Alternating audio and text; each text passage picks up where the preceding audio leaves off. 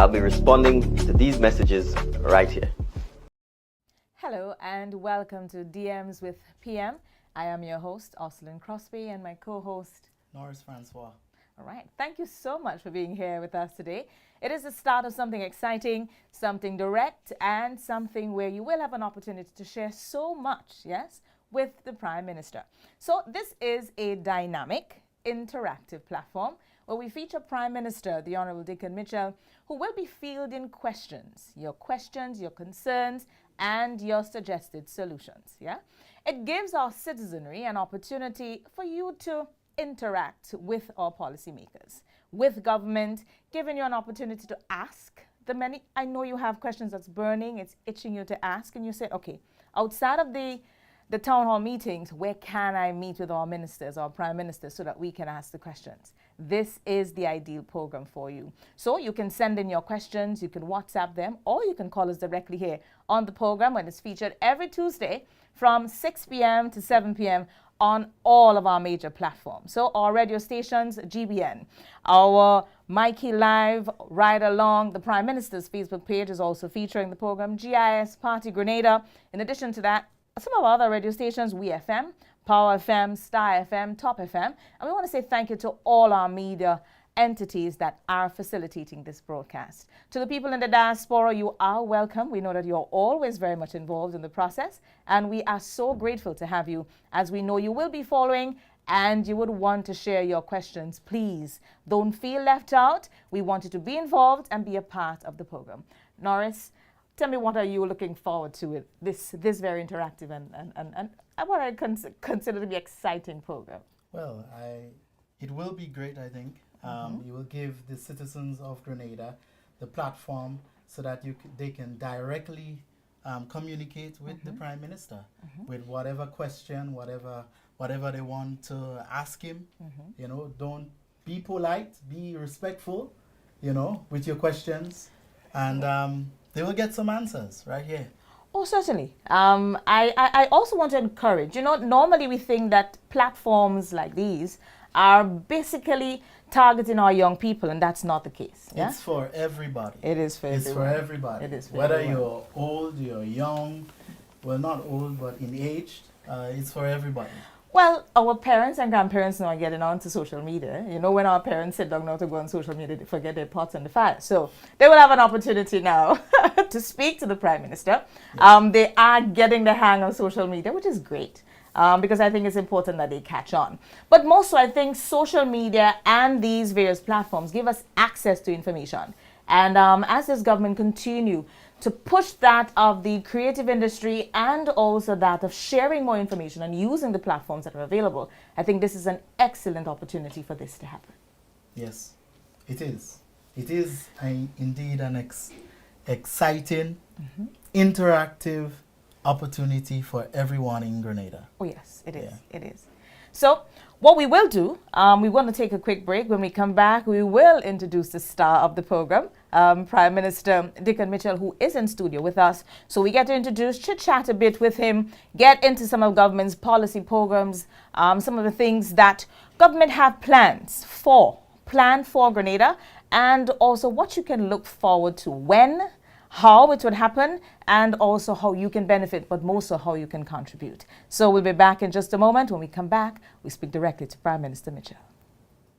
Want to win more with the NLA? Play Daily Cash 4, Daily Pick 3, and Playway with Multi-X added. Mid-morning, midday, mid-afternoon, and evenings. 4 times per day. Mid-morning draws close at 9:45, 12:45 for midday draws, 4:45 for mid-afternoon draws, and 7:45 for evening draws. Monday to Saturday. You can never go wrong with the NLA. Games for every day. Monday to Sunday. Instant, jackpot, and daily games. Mid-morning, midday, mid-afternoon, and evening draws. Available at all sales locations and online at nla.gd. Must be 18 or over to play. NLA, giving you more opportunities to play and win daily. Hi, I want $10 on Playway, $20 backup on Pick 3, and cash for each, please. Okay, are you adding multi-X to your bet? Yes, multi-X, all of them. Smart! Best value bet.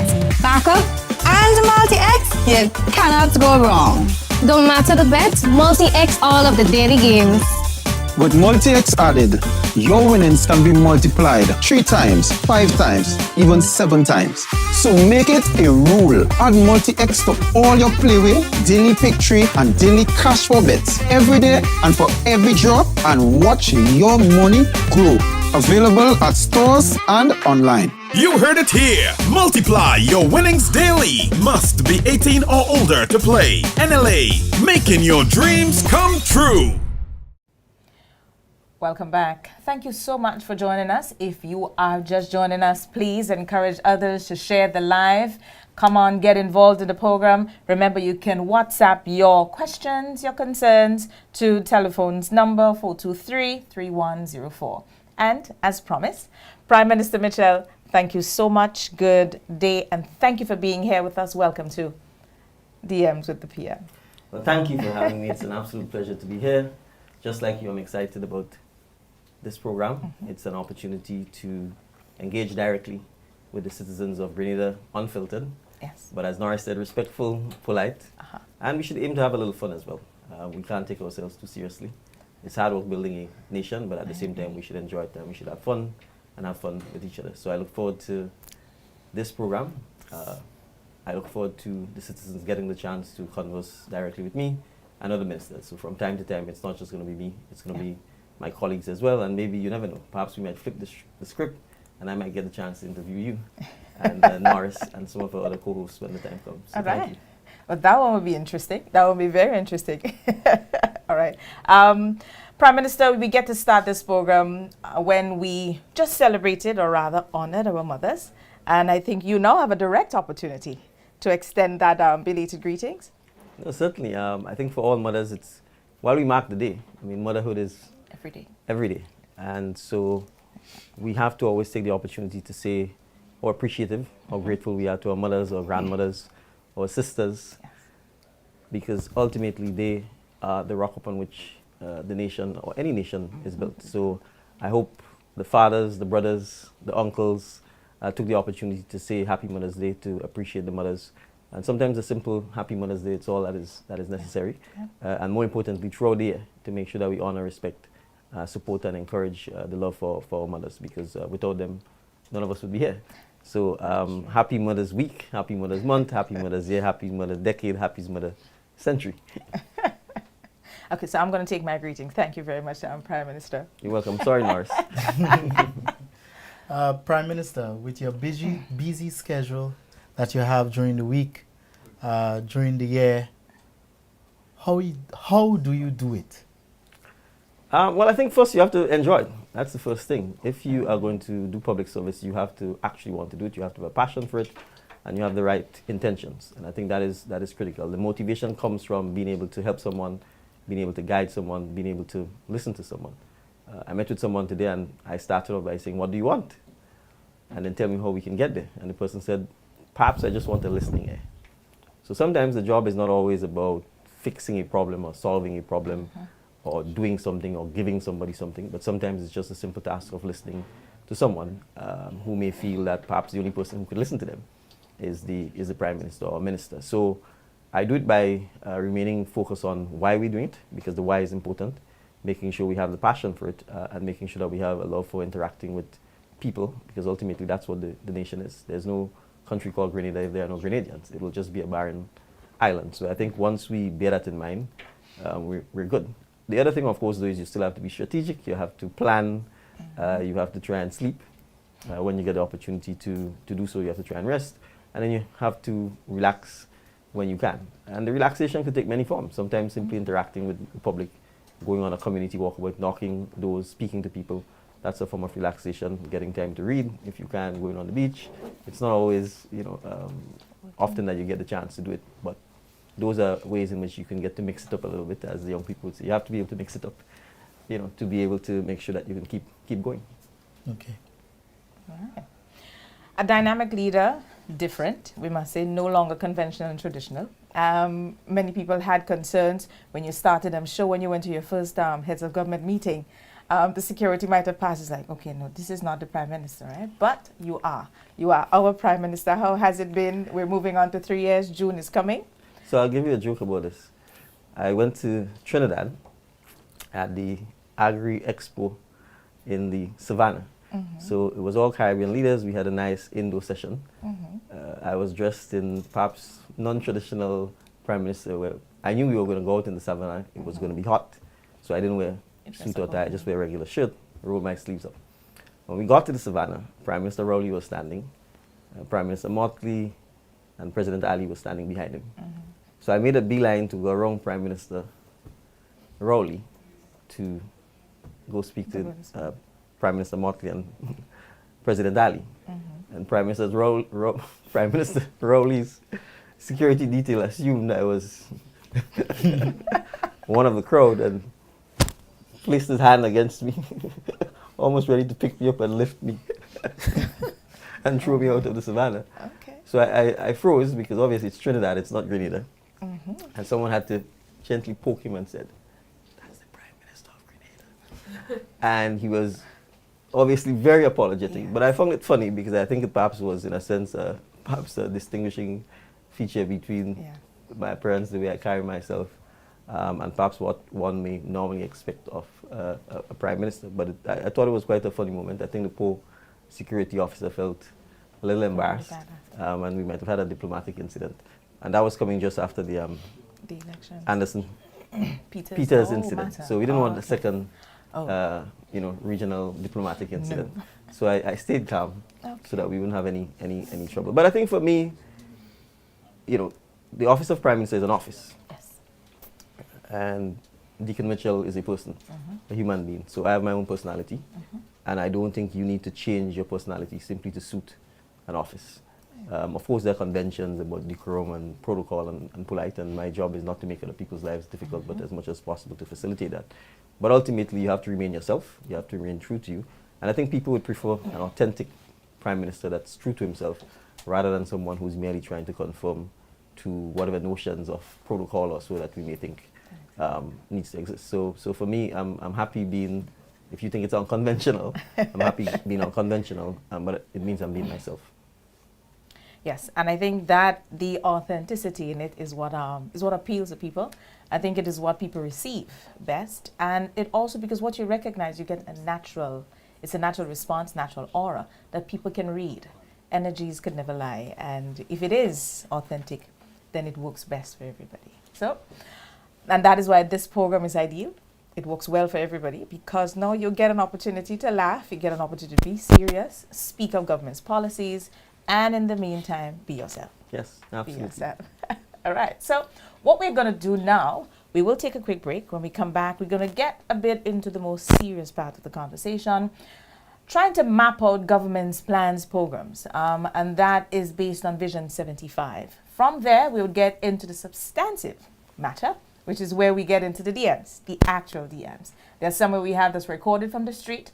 We have some that you would have sent via social media, and there are also the ones that, well, you would call in. So we wanted to take advantage of all of it and let us know what you're thinking, your suggestions, your concerns. That's why we are here. So we'll be back shortly.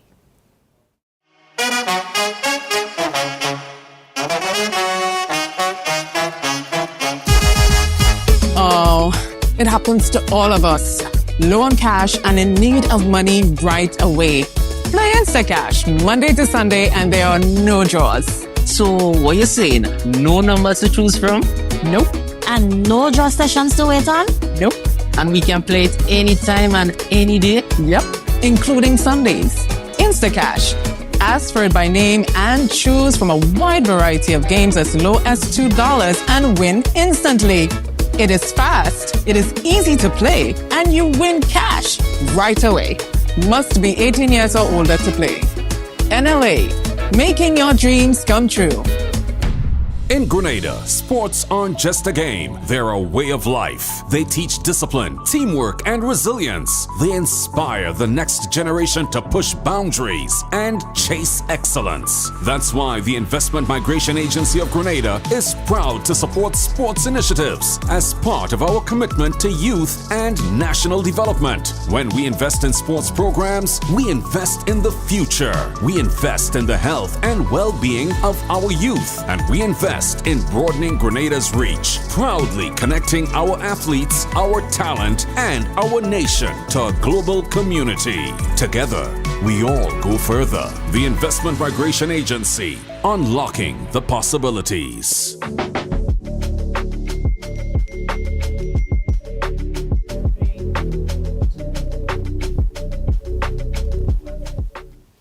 Welcome back to a DM with a PM. It is our first program, and if you missed the other two segments, you just missed the small talking and introducing this program, what it's about. Me and my co-host, who is Norris Francois. Norris, we know more on the stage of the music, but now he's sharing more information. So he's here in a different capacity. But the intention here is that we can share more information with you. You have a direct line to the Prime Minister and to government ministers. We want to remind you that it would not only be the Prime Minister. From time to time, you'll hear the policymakers and the ministries and who will be here to share also. So you have a direct line to our policymakers. Prime Minister, as I said before we went on the break, let's get into the more serious part of the conversation. We chit-chat initially, we got the jokes, but now let's speak to government's plans. This program is meant to share information. Lots of information, the information that you may not just hear in an ad, but more so where we get to break it down for you. Vision 75, it speaks a lot to government's long-term programs and goals, plans for Grenada. Let's just break it down a little bit, just to remind people of what it's about. Thank you for giving me that opportunity. I want to say first, the Vision 75 is not just government's plans or goals for Grenada. It's in response to a simple question. What do we want Grenada to look like 25 years from our 50th anniversary of independence? And hence Vision 75. So what was presented at our 50th anniversary of independence was essentially a collection of ideas taken from the people of Grenada, taken from the National Sustainable Development Plan, and simplified in a one-hour presentation on some fundamental areas that we want the public to engage in and on and to contribute to and then to implement, so that 25 years from now we know with a fair degree of certainty what Grenada would look like. And it covers about 5 main areas. Healthcare. And while I'm on healthcare, I will take the opportunity to say that there will be a big announcement tomorrow at 10 a.m. At the Radisson about healthcare. I don't want to steal the thunder of the Minister for Health, so I will say no more about that. But I certainly think the public can look forward to that announcement, and it will fit neatly into Vision 75, because that announcement is going to cover a 15-year period. And so that's, I think, one of the critical things. Vision 75 is ensuring that as a nation we appreciate that we have to plan short-term, medium-term, and long-term. So it covers healthcare, it covers agriculture and food security. A healthy nation requires food security, it requires good food, and this is critical. The two go hand in hand. It covers education. What kind of education system will give us the type of citizen that we want to produce 25 years from now? So do we want all our citizens to be able to be bilingual? Do we want citizens that have a strong background in math, problem solving, critical thinking, soft skills, vocational skills? So that's critical. So the education system is critical to the type of citizen we are going to produce. Do we want proud Grenadians? Do we want Grenadians who understand the history, who understand the challenges that we've gone through, who understand that we should not take the fact that as small as we are an independent nation, one of only about 172 plus in the world, in a world of 5, 6, 7 billion people. Yeah. That includes our culture, what makes us who we are. So, energy, because ultimately nothing moves without energy. Our economy is unable to function without energy. We can't produce the food that we need without energy. We can't get the water that we need without energy. And in a technologically driven world, energy consumption is significant because the things that we send the DMs through require energy. They require pouring. And so we have to ensure that we have reliable, as cheap as possible energy, and we also have to have energy security. So Vision 75 is about how all of these things are interconnected towards making Grenada the type of place that we want it to be 25 years from now. And why 25 years? It may seem like a long time, but it's not. right? Grenada is 50 years as an independent country. I'm not yet 50, but the question is, have we planned the last 50 years sufficiently enough to make Grenada what it is? And if we haven't, then we need to make sure that we use the opportunity now to plan the next 25, so that the people who live through that 25-year period will also plan the following 25, so that by the time you get to 100 years, there is greater predictability as to the kind of society that we're producing. And we want everyone to be involved, right? And ultimately, this is not just about the government. This is about us, we, the people. And we have to make that determination. We have to debate the vision. We have to agree on the vision, and then we have to be able to implement it. And this has to be cutting across political lines, religious lines, ethnic lines, social class lines. Because if we don't do that, we will not be able to achieve some of what is laid out in the vision. How does food security fit under Vision 75? Well, it's simple. If you can't feed yourself, and if you don't know where your food is coming 1 week from today or 14 days from today, you will perish. You know, we had a very startling example of this during COVID-19. And we will face startling examples of this every time we get hit by a hurricane. Because from basic things like water supply, medicines, basic food, you are going to run short of it very quickly if we do not have a detailed plan in place to make sure that we think through our food security. So it means, one, the notion that you can be a small island with relatively enough fertile volcanic land and don't grow your food, or as much as you can, is a notion that is bound to make you fail. So we have to reverse this notion that agriculture is not important, that food security is not important, that agro-processing is not important. It's not just about whether it's profitable or not. You see, if it's just about whether it's profitable, you will buy food because the big companies that produce food will tell you they can sell you the food cheaper than you can produce it. The problem is, when there's a shock like COVID-19, when there's wars, when there are hurricanes, when there are geopolitical tensions, they're not going to sell you the food. They're going to keep the food for themselves and for the people first. So they would have put you in a state of complete dependency, that is food insecurity. So we have to appreciate that food is not just about whether it's profitable or not to grow. It's about ensuring that you have it to feed yourself. And that's basically the fundamental basis of any country that has to survive. We are not saying you will produce every single type of food, but you must be able to produce and grow sufficient food so that you could withstand the threats that may be posed by being completely dependent on others to supply your food. And even very big countries understand that. That's why they store their food, they store their grain, they can tell you how much supply of wheat or pasta or meats they have in the event something went wrong. And let us not take this for granted. Cuba, for example, has had a 6-day embargo imposed on it. If it could not grow its own food, they would die. It's as simple as that. So food security is critical, and not just for Vision 75, but frankly for the sustainability of Grenada as a nation state. Yes, that is so true. Prime Minister, we would not go further with this conversation because no, we'll be able to speak on all the pillars of Vision 75, and we would not get to the DMs. But what we are going to do now, we're going to take a quick break, but I want to prep our viewers and listeners. Just that when we come back from that break, then we will be getting to the DMs from the street, the DMs that you would have sent on social media, and also you have the opportunity to call in. Note the number 423-3104. Please remember the number 423-3104. You can WhatsApp or you can call. So we're going to take a quick break now. When we come back, we get in our DMs from the street.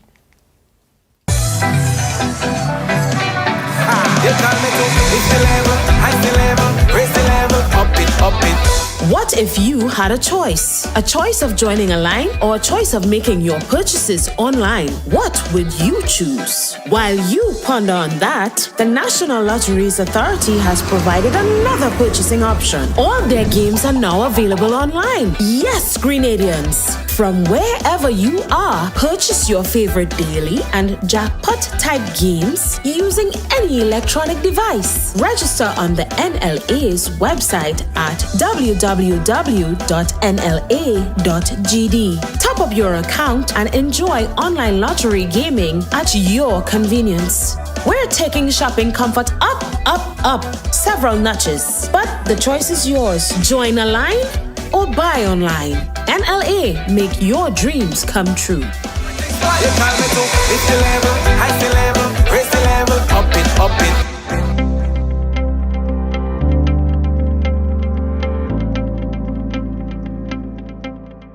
Welcome to the Cinnamon Model, one of the many stunning designs in Project 500. The home offers 944 square feet of living space, not including the veranda. It includes 3 bedrooms, 2 bathrooms, and a dedicated laundry storage area, all centered around an open kitchen, living, and dining space for everyday comfort. In the current view, would work at 70% completion, having rough plumbing already in place, electrical, interior walls, and ceiling finishes to be installed soon.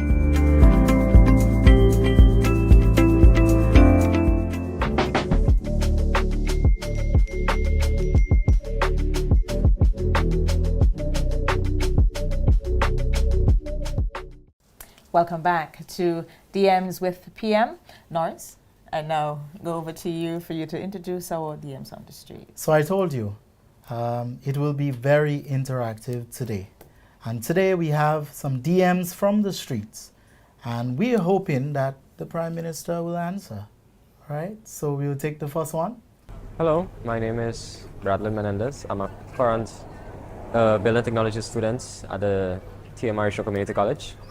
And I would just like to know what are the future plans for TAMCC, like improvements and for now, current, and for future. If we're thinking about building new buildings, building new, I don't know, something different, something to improve the life here in TAMCC. Well, that's a pretty hard question.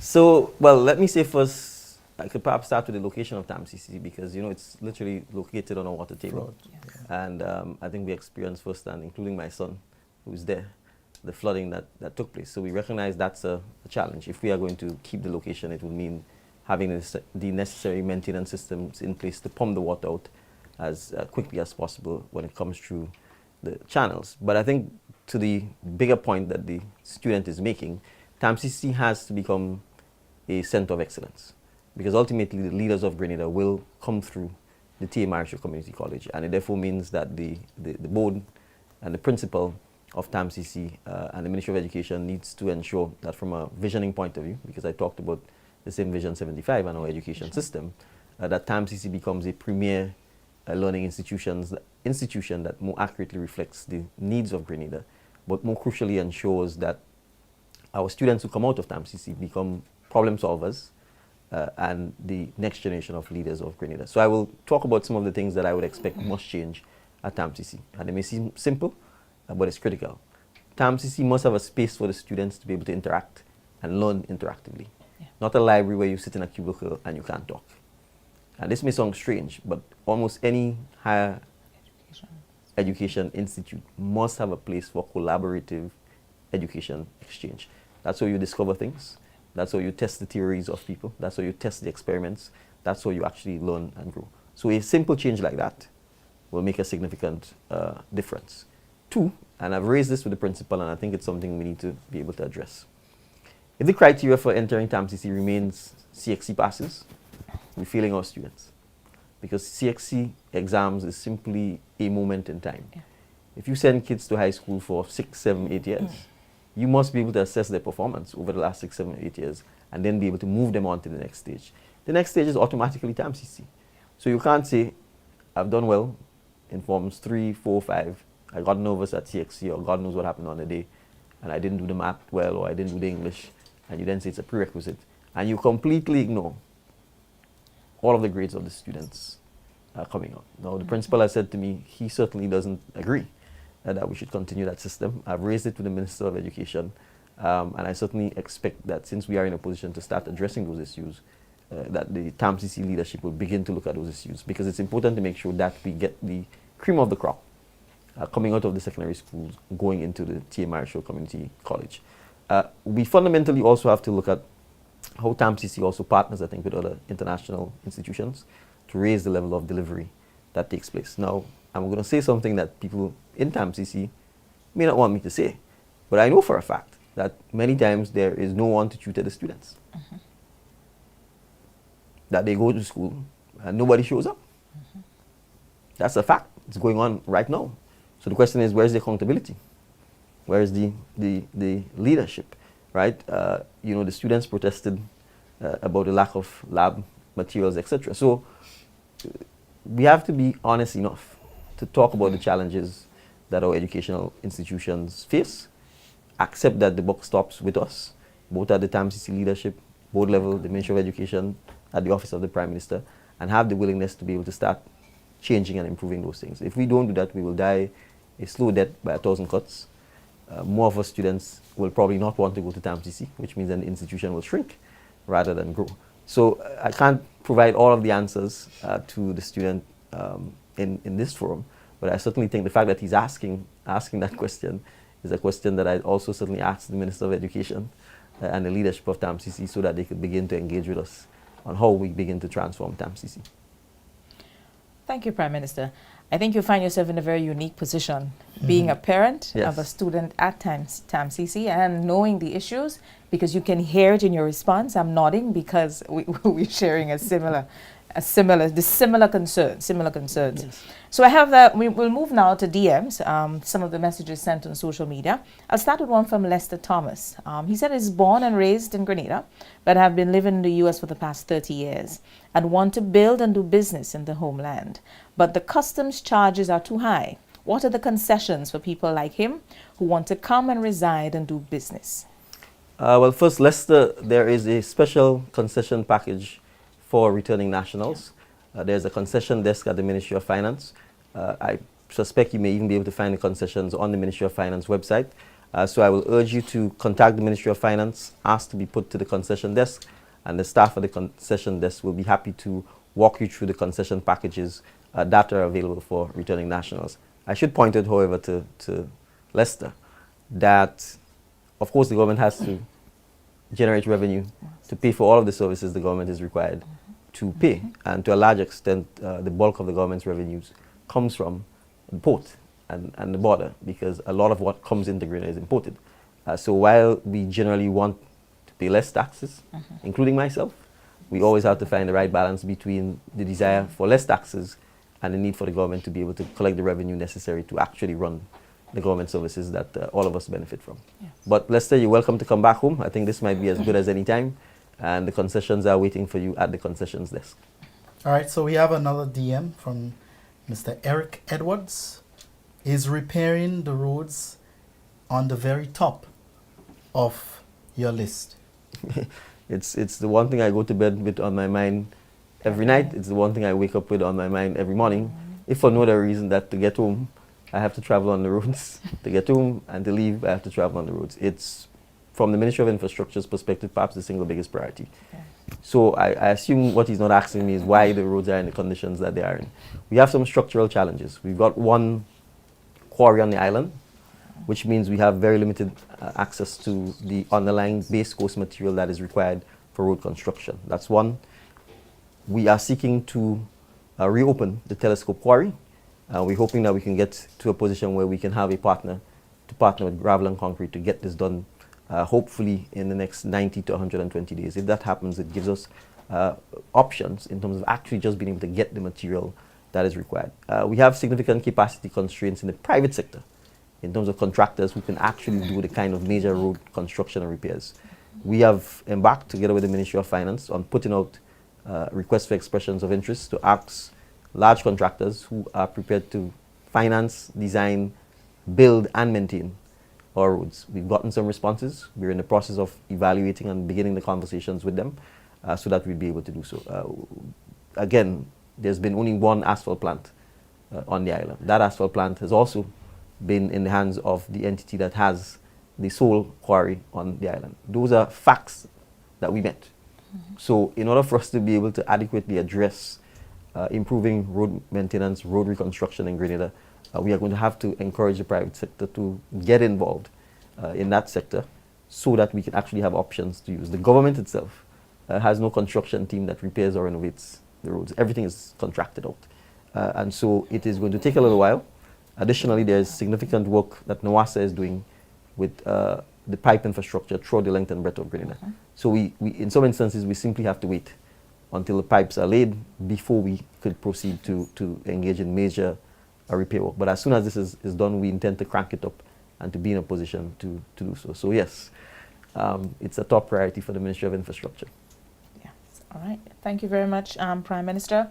I want to remind our viewers, remember 423 3104. You can call in also. So we are reading, yes, some of your DMs to the Prime Minister, but you also have the option of calling in and asking the Prime Minister directly your questions. So the number again, 423-3104. Prime Minister, another DM from Honeybee Plenty. As Minister of Defense, how can your government strengthen the borders with more heightened security to lessen the influx of strangers coming into the Tri-Island state? I like that question. I'm not the Minister of Defense. There's no such there's no such title of the Minister of National Security, but I get what the should I invent a word? The DMA is asking. Yes. We have to strengthen the Coast Guard. We're an island, so obviously it means that we're surrounded by seas. We've got a lot of bays, we've got a lot of coves, we've got a lot of beaches. And the assets of the Coast Guard needs to be improved to be able to allow us to improve border patrols. But we certainly can use technology. The use of drones, both short range and long range, gives us greater coverage throughout the length and breadth of Grenada. Collaboration and the sharing of intelligence with our brothers and sisters throughout the region is an ongoing basis in St. Vincent, in Trinidad and Tobago, throughout the region. We collaborate as well with our larger neighbors and partners ranging all the way from the United States in the north to Venezuela in the south. And at the airports as well. It's not just at the seaport. We have a robust system for checks and balances. The Immigration Department does a fantastic job in that regard. So while from time to time we may have an irregular person or perhaps instances of human trafficking passing through, I feel quite confident that the Royal Grenada Police Force, and in particular the Immigration and the Coast Guard Department, in conjunction with our regional counterparts like the RSS, the Regional Security Services System, CARICOM impacts, all work very well, I think, to help protect us and keep us safe. And I think if you look at the records, you'd see very rare do we have criminal activity being conducted by non-Grenadians within the waters or on land in Grenada. Okay, all right. Before we take your question, your DM, Norris, we have a phone call. Good evening, Colin. Thank you so much for being a part of DMs at PM. Good afternoon. Good afternoon, Hello. sir. Can you please proceed with your question? Identify yourself and proceed with your question. My name is Leslie. My question is, as a poor man as myself that want to start up a business, what help does there is for us as Grenadians that is poor and want to start up a business? All right. Well, thank you for the question. I'd prefer if you didn't refer to yourself as poor, because ultimately, you know, once you have the brain, once you have the desire to start the business, that in and of itself means you're rich because you have ambition, and the starting point is always ambition and passion. There are a number of different initiatives and programs that the government has had and have, and I'll just take, for example, the CES program. Recall that when we got into office, we actually gave up to $30,000 in cash to small businessmen and women, persons involved in agriculture, in fishing, in agro-processing, in tourism to start their own businesses. So I want to emphasize that. It's important to appreciate that when you want to start a business, you actually have to have an idea. So you have the Grenada Industrial Development Corporation, you have the Grenada Development Bank. Those two institutions in particular play a key role in allowing persons to be able to develop their ideas, to be able to come through those institutions to get financing, whether it's in the form of loans or grants. There are specific sectors. Let's take the creative sector, for example. Norris is a part of that. Well, in fact, all people in media and production are a part of the creative sector. Recall, we removed all duties on persons who were importing materials in the creative sectors, ranging from perhaps computers to videographic materials to printing materials to musical instruments to artists who paint and so on. All of that has been, concessions have been removed. And in addition to that, we established the Office of the Creative Affairs.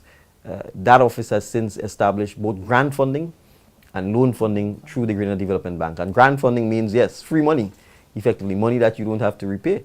So that if someone is a creative, let's take a painter who needed materials, canvas, paint to paint. He had an opportunity to go to the Office of the Creative Affairs, make an application and get money, not just to buy those things, but then don't have to pay duties on them to get them into Grenada. This is just an example of one area that we focused on. You have programs like SIPE, Climate Smart Agriculture Program, which from providing engines to fishermen to providing inputs to fishermen. You have the Youth in Agriculture program, again, a lot of it driven by grant funding. You have several programs being run by the Ministry of Youth and Sport, Empower, the Elevate Her programs. All of these things are providing training. They're providing, in some instances, grant funding or seed money for persons to start businesses. At the constituency level, different persons are helping persons in different ways. In St. David, for example, we ran a class training women, not just young people, because sometimes there's a bias to saying it always has to be the youth. There was no age limit to training persons on how to sew.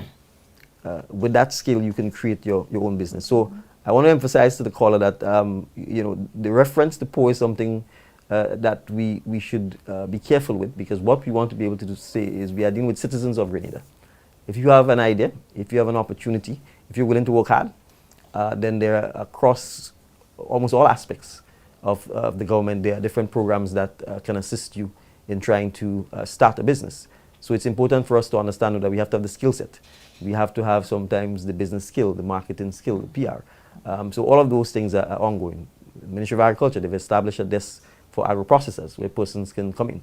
Even at a farming level, right, you have equipment in Lasages that you can get to help you with plowing your land. There are programs that will start shortly where support is provided for farmers in clearing the land. So we have to appreciate there's a whole range of it. You have to decide what area you want to get in, and then after you decide what area you want to get in, then you will have to decide whether it's SIPE, whether it's GDB, whether it's the concession desk, whether it's GIDC, whether it's MIT. There are a host of different areas that, whether it's social and community development, that you can go to try and get assistance to help you in your business idea and with moving your business forward. Well, we have a DM from Lauren D. Jones. I am interested in obtaining a piece of land to build a house around the St. David's area. Yes. How do I get that? But it depends. I mean, there are two ways to do it. One, you can buy it from someone privately. Let me say, the government doesn't have a lot of land. And I think that's one of the things we have to point out, particularly in St. David's. There's very little government land left. So from the perspective of whether there's an opportunity to purchase land from the government, there'd be very little options in that regard in St. David. But there are private persons who I'm sure are selling land, and if someone wants to buy land, obviously you can look at the classifieds, you can go online and see all of the real estate agents who are selling land. You could even yourself put an ad saying, I'm interested in buying a piece of land, anybody has land for sale, please contact me and I can do so. If the person is looking at land with the view of housing, I want to emphasize that there are still units in Corinth, and there are still units throughout the length and breadth of Grenada, Boucherville, St. Patrick, as part of the affordable homes that were built by the Chinese. Recall, we took our time and we retrofitted the homes by putting kitchen cabinetry in, by putting closet in, because we wanted to make sure that the homes were functional. The homes are being sold by the Housing Authority, around $50,000 for a single bedroom apartment, around $75,000 for a double bedroom. I will pause here to say this. You can't even buy a proper vehicle in Grenada for $50,000, but you can get title to a home, an apartment at $50,000 or $75,000. And we need to make sure that our people begin to invest in assets and not liabilities. So a lot of us buy a lot of vehicles, for example, the liabilities. There's no asset involved there. It's insurance, it's tires, it's brakes, it's gas, it's, God forbid, an accident, right? So it's liabilities from the time you get it. The value depreciates from the time you get it. You're almost guaranteed that if you buy a home, it appreciates. Even sometimes when you're not maintaining it, right? And especially if it's located in a strategic area. So I'm not so sure if the caller is essentially saying, ultimately, I want to be in a position where I can get a home, or whether they're looking for land to do a business. They didn't specify. But as I said, there's very little land from the government, certainly in the St. David's area, that the government owns. Almost all of it is in private hands. Okay, all right. Thank you, Prime Minister. We have another call online. Good evening, caller, and thank you so much for being a part of DMs with PM. Good afternoon to you. Good afternoon to the Prime Minister, Mr. Deacon Mitchell. And good afternoon to the gentleman who's also hosted the program with you. My name is Vicky, Mr. Prime Minister, a Grenadian living in Canada. And I have two quick questions for you. One, my father has been living on a piece of squat land for almost 40 years. And a few years ago, the previous government has surveyed the property for him. And he said that he paid taxes only one time. And every time he go to the ministry to see how he can make arrangements to pay for the land, they keep telling him, come back, come back. And me, I look at Grenada News as often as I can. And congratulations to you and your government for the initiative you took recently to give the people documents for their land. However, my dad is waiting a very long time to have such a gift, to have documents for the property, I would say. I hope that he can get some quick assistance and this problem could be solved. The next question is, we as people, Grenadians who live abroad, sometimes we have to make communication back home to some ministries. And me personally, my telephone bill does be sky high because at this moment the government has no WhatsApp number. Is it possible that the government can implement such so that that could ease up the burden, how much we pay for phone bills for long distance calls back to our country? Well, thank you very much for the second suggestion. It's actually quite a good idea, and that's why we're having programs like that so we can get suggestions from the public. I think this is something that the government should certainly be able to do, either at ministry levels or even parliamentary offices, so that there is a WhatsApp number that persons can reach us on. So I will certainly note that. In relation to your first comment, you didn't say where your dad lives or which parish he lives in.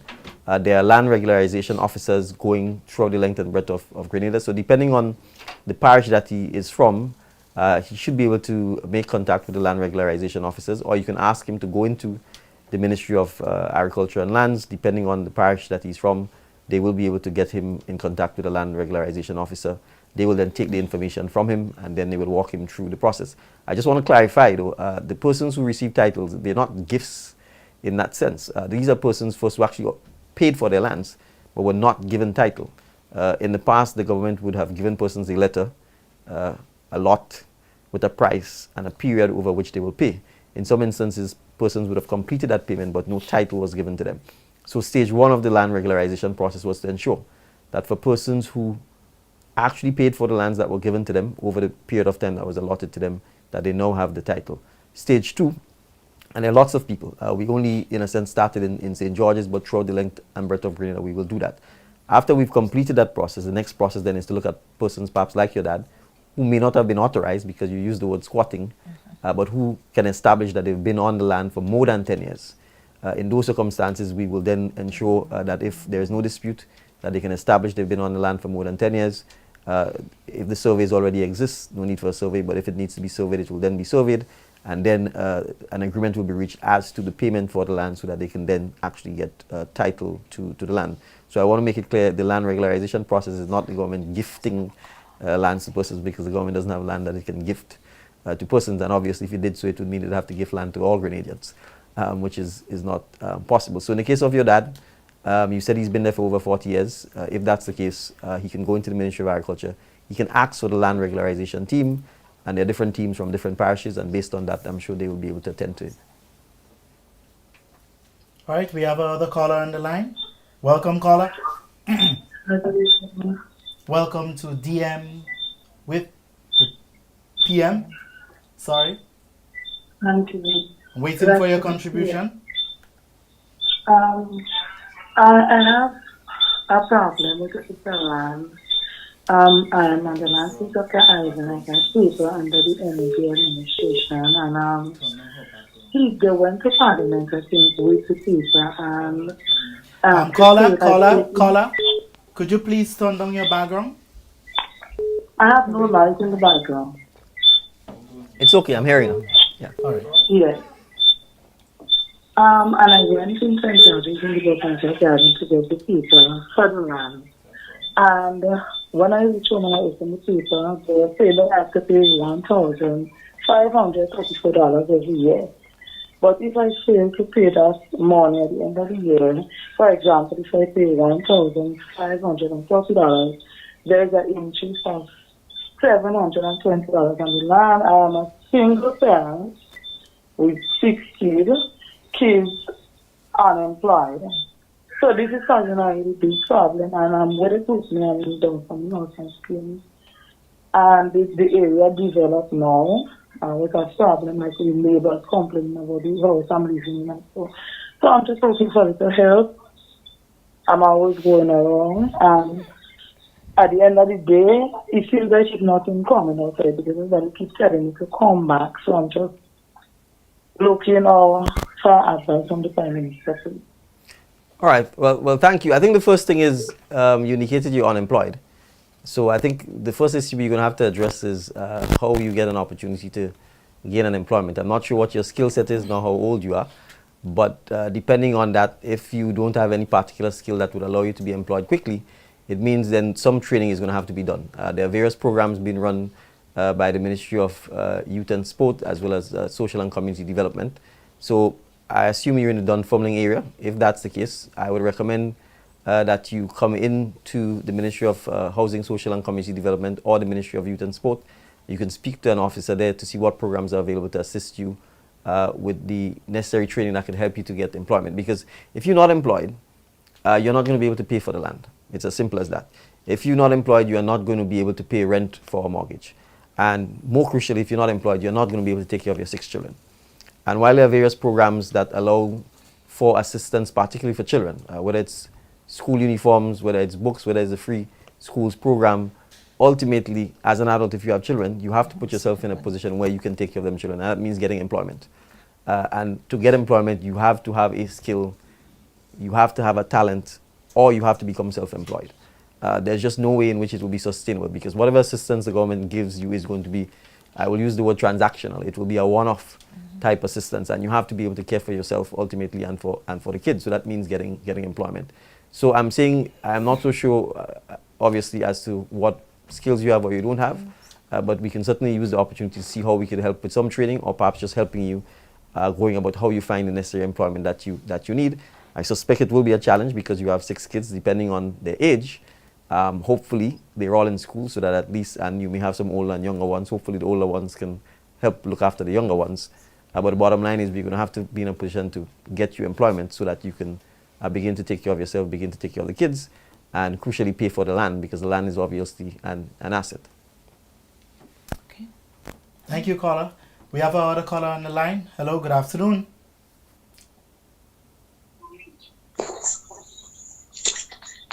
Hello. Good afternoon. Welcome to DM with the PM.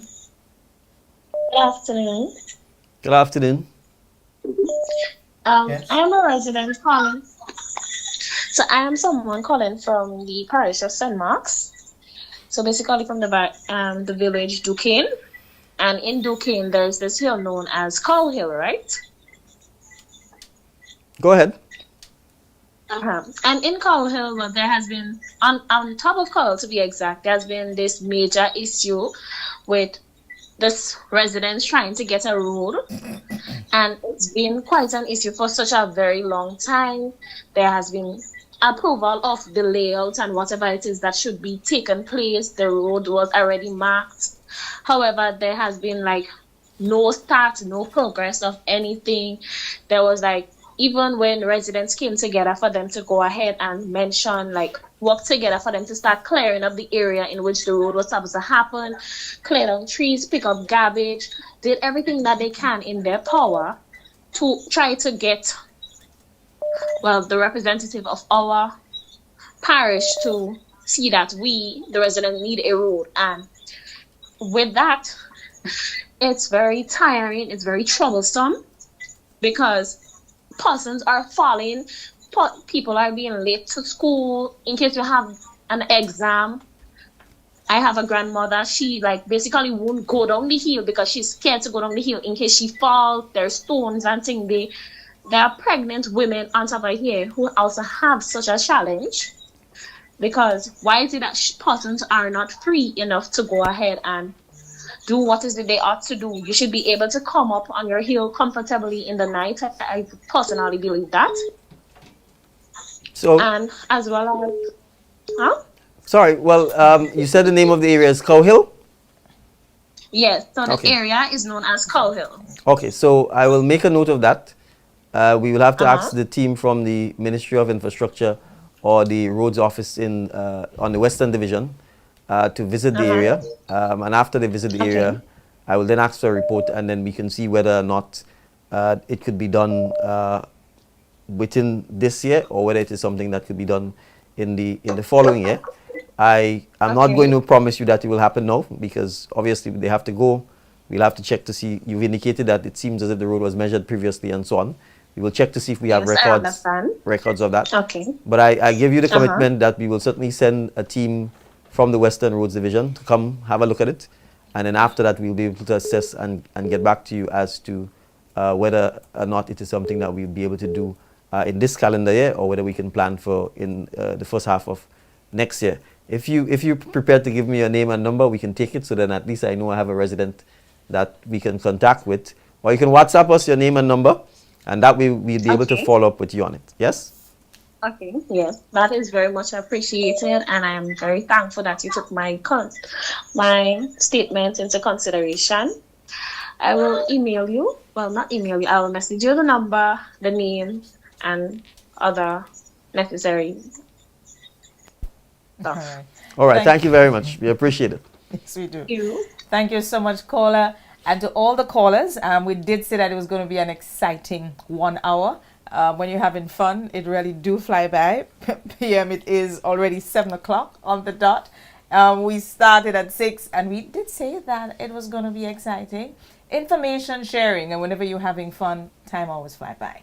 But this is not the last. Remember, we have only just started. This is the first of many more to come.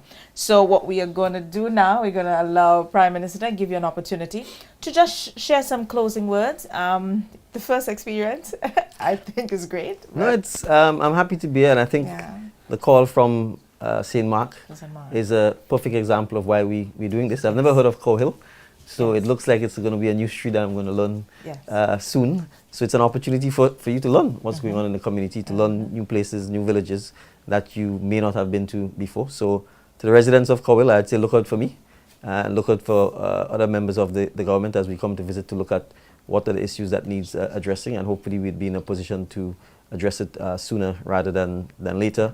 I want to thank all of the viewers, listeners, callers, those who are participating.